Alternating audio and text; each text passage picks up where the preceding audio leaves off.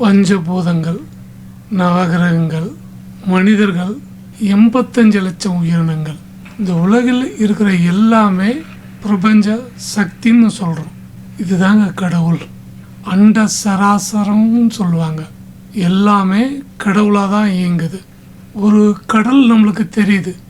ஆறாக இருக்கும், ஏரியாக இருக்கும், குளமாக இருக்கும், கிணறாக இருக்கும். அதுக்கப்புறம் ஒரு சொம்பில் இருக்கிற தண்ணி, அதுக்கப்புறம் ஒரு டம்ளரில் இருக்கிற தண்ணி. இந்த ஒரு துளி தாங்க கடலாக தெரியுது.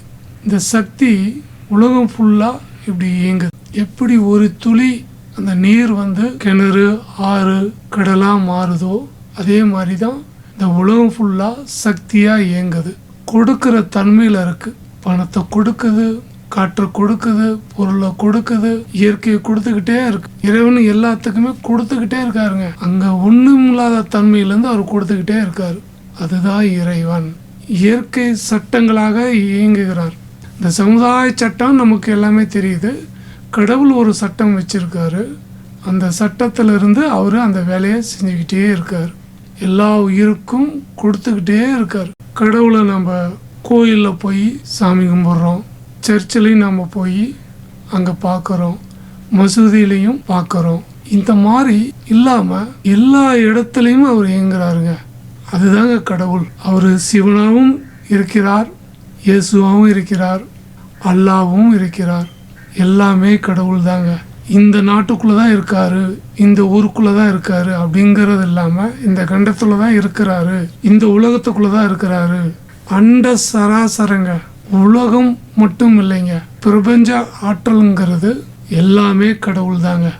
வெட்ட வெளியாகவும் ஒன்றும் இல்லாத தன்மையில் தூய்மையாக இருக்கிறாருங்க. அவர் செயல் தாங்க எல்லாமே நடக்குது. கடவுளோட செயல் தான் அனைத்துமே. படைத்தலும் அவர் தான், காத்தலும் அவர் தான், அழித்தலும் அவர் தான், மறைத்தல், அருளல் எல்லாமே அவர் தாங்க. அவர் கண்ணுக்கெல்லாம் தெரிய மாட்டாருங்க, உணர தான் முடியும். நம்ம ஆன்மா மூலியமாக உணரும் போது அவர் நம்மளால் உணர முடியும். எல்லாமே அவராக தான் இருக்கிறார். எல்லா உயிருக்குள்ளேயும் கடவுள் இயங்குகிறார். இறைவன்னா அவர் தான் சக்தியாக இயங்குறாருங்க. ஆற்றல் தாங்க கடவுள்.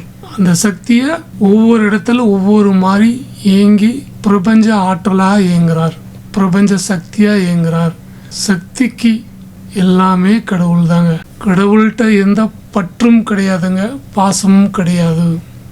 அன்பு, நன்றி, கருணை. அவருக்கு நல்லவங்க கெட்டவங்க அப்படிங்கிறதெல்லாம் கிடையாதுங்க. அந்தந்த செயலுக்கு அவர் அதை கொடுப்பாரு. இயற்கை சட்டத்துக்கு எதிராக இருந்தால் அதை எடுப்பார். எந்த ஒரு எதிர்பார்ப்பு இல்லாமல் இயங்குறதாங்க கடவுள். இவர் எனக்கு தெரிஞ்சவர், இவர் எனக்கு வேணும், இவர் எனக்கு வேண்டாம் அப்படிங்கிற அந்த தன்மையெல்லாம் அவருக்கு கிடையாதுங்க. அங்கே ஒன்றுமே இல்லாத தூய்மையிலிருந்து அவர் வழிநடத்தி இந்த இயக்கத்தை இயக்குகிறவர் தாங்க கடவுள்.